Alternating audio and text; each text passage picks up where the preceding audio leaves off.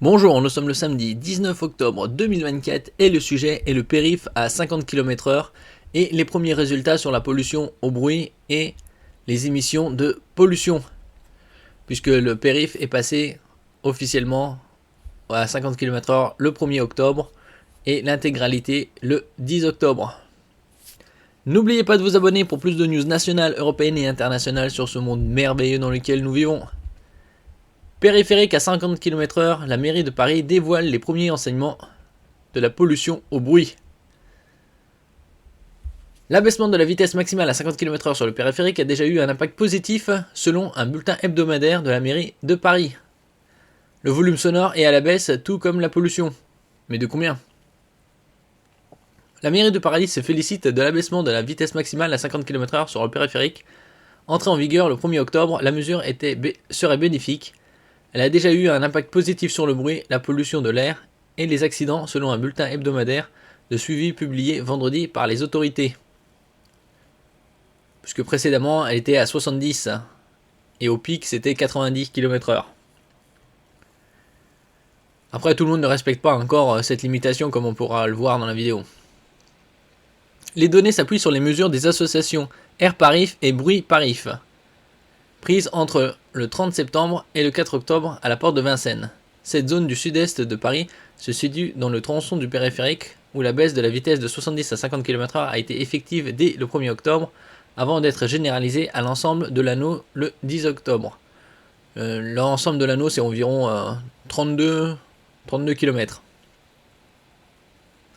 Le son divisé par 2. Bruit Parif y a enregistré une baisse de moins 2,6 décibels la nuit par rapport à la même semaine de l'année précédente. Après, il faut voir les conditions aussi, nombre de voitures. Selon l'échelle des décibels, cela revient à diviser par le son par 2, a expliqué Catherine Gourlet, français, chef du pôle qualité de l'environnement à la ville de Paris.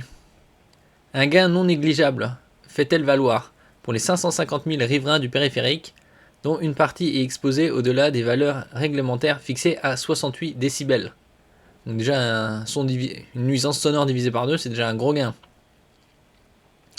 En ce qui concerne la pollution, la concentration en dioxyde d'azote à 39 microgrammes mètre cube se situe dans la même fourchette que la moyenne observée en 2023. Donc ça ne change pas grand-chose. Le niveau de particules fines à 15 microgrammes mètre cube est en revanche plus bas que les valeurs observées l'an dernier, environ 25 microgrammes par mètre cube. Donc quasi pas loin de 2 fois moins. A révélé l'experte, soulignant néanmoins que les conditions météorologiques pouvaient influencer les données. Ça aussi, il faut voir tous les paramètres.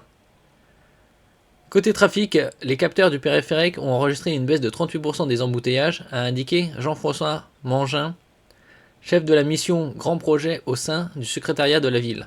Les accidents et incidents ont baissé de 68%, donc 2 tiers de moins. La mairie de Paris, qui a pris cette mesure controversée, fait acte de transparence dans un débat où on dit tout et son contraire, a estimé David Béliard, adjoint écologiste à la mairie en charge des transports lors d'une conférence de presse. Ce bulletin sera publié chaque vendredi.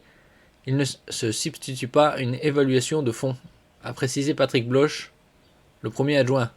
Oh, ils feront bientôt un périph' avec en tapis roulant alimenté avec l'énergie de la Seine. Dans un futur. Bah, c'est évident, après il faut s'y habituer à 50 km/h. C'est assez lent, surtout sur une voie qu'elle soit électrique, ce qui est très loin d'être le cas. La pollution sera plus ou moins similaire, après en fonction des conditions météorologiques aussi. Que ça donnera dans un an. Après, la seule solution pour qu'il y ait moins de pollution atmosphérique, c'est que tous les véhicules soient électriques. Après, il y aurait toujours une pollution due au frottement des pneus sur l'asphalte. Merci pour votre écoute. N'oubliez pas de mettre un j'aime, un commentaire, de partager et de vous abonner à la chaîne. À la prochaine fois.